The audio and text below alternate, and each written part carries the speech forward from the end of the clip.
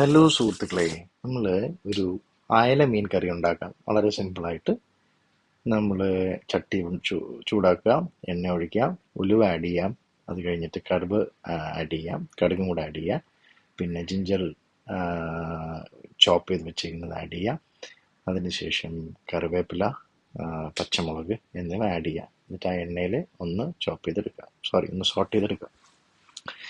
Saute ചെയ്തെടുത്തതിന് ശേഷം നമ്മൾ എന്താ ചെയ്യേണ്ടതെന്ന് വെച്ചാൽ അതിൻ്റെ ഒരു പച്ചമണം ഒന്ന് മാറി വരുമ്പോഴേക്കും സ്പൈസസ് ആയിട്ടുള്ള മുളക് പൊടി, മഞ്ഞൾപ്പൊടി, ഒരു ലേശം മല്ലിപ്പൊടി, ഇത് മൂന്നാണ് ആഡ് ചെയ്യേണ്ടത്.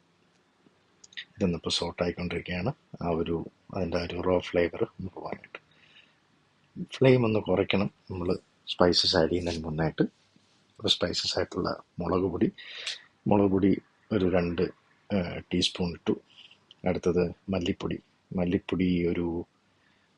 അതേപോലെ തന്നെ ഒരു 3 ടീസ്പൂണ് മല്ലിപ്പൊടി ആഡ് ചെയ്തതിന് ശേഷം ലേശം മഞ്ഞൾപ്പൊടിയും കൂടെ ആഡ് ചെയ്തിട്ട് നമ്മൾ മസാല ഒന്ന് സോട്ട് ചെയ്യണം. മല്ലിപ്പൊടി ഒരു ലേശം ഒരു പിഞ്ച് ഓഫ് മഞ്ഞൾപ്പൊടി ഒരു ലേശം ഒരു പിഞ്ച് ഓഫ് മഞ്ഞൾപ്പൊടി.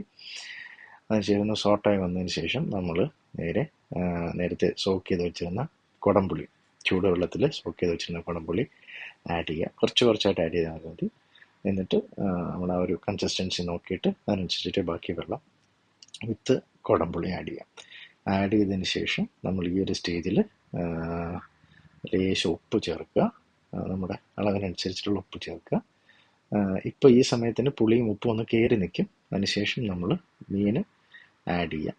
ഇത്ര ഒരു ലെവൽ ഓഫ് വെള്ളം മതിയാവും. കാരണം നമ്മൾ തേങ്ങ അരച്ചാണ് വയ്ക്കുന്നത്. തേങ്ങയും ചെറിയ ഉള്ളിയും കൂടെ ഇട്ടിട്ട് നമ്മൾ മിക്സിയിൽ അടിച്ചു വെച്ചിട്ടുണ്ട് നേരത്തെ. അപ്പോൾ അത് ആഡ് ചെയ്യുമ്പോൾ കറിയുടെ ഒരു വാട്ടറി കണ്ടൻറ്റ് അതിൽ നിന്നാണ് കൂടുതലായിട്ടും വരുന്നത്. അപ്പോൾ ഈ ഒരു സ്റ്റേജിൽ ഇത്ര വെള്ളം ആഡ് ചെയ്താൽ മതിയാവും. എന്നിട്ട് നമ്മൾ മീൻ ഇങ്ങനെ ഡിപ്പ് ചെയ്ത് വെച്ചിട്ട് അതിന് സൈഡിലോട്ട് ഓരോ സൈഡിലോട്ട് നമ്മളിങ്ങനെ ഇറക്കി വെച്ചിട്ട് മൂടി വയ്ക്കുമ്പോൾ അതിൽ നിന്ന് തന്നെ മോയ്സ്ചർ വന്നിട്ട് മീൻ കവറാവും. അത്ര മതിയാവും ആ വെള്ളം. നമ്മൾ നേരത്തെ ഒഴിച്ച വെള്ളം തന്നെയാണ് ഇത്ര വന്നിരിക്കുക. ഇപ്പോൾ നമ്മൾ ആ നേരത്തെ ബ്ലെൻഡ് ചെയ്ത് വെച്ചിരുന്ന തേങ്ങ മിക്സ്ചർ ഇതിലോട്ട് ഒഴിച്ചതിന് ശേഷം അതിൽ കുറച്ച് കൂടെ നമ്മൾ വെള്ളം മിക്സ് ചെയ്തിട്ട് ആ വെള്ളവും കൂടെ നമ്മൾ ഇതിൻ്റെ അകത്തോട്ട് ആഡ് ചെയ്ത് കൊടുക്കുക. എല്ലാം കഴിഞ്ഞു. ഇനി തിളയ്ക്കുക എന്നുള്ളതാണ്. തിളച്ചിട്ട് ലാസ്റ്റ് നമുക്ക് കുറച്ച് പച്ച വെളിച്ചെണ്ണ ഒഴിച്ചിട്ട് എടുക്കാം.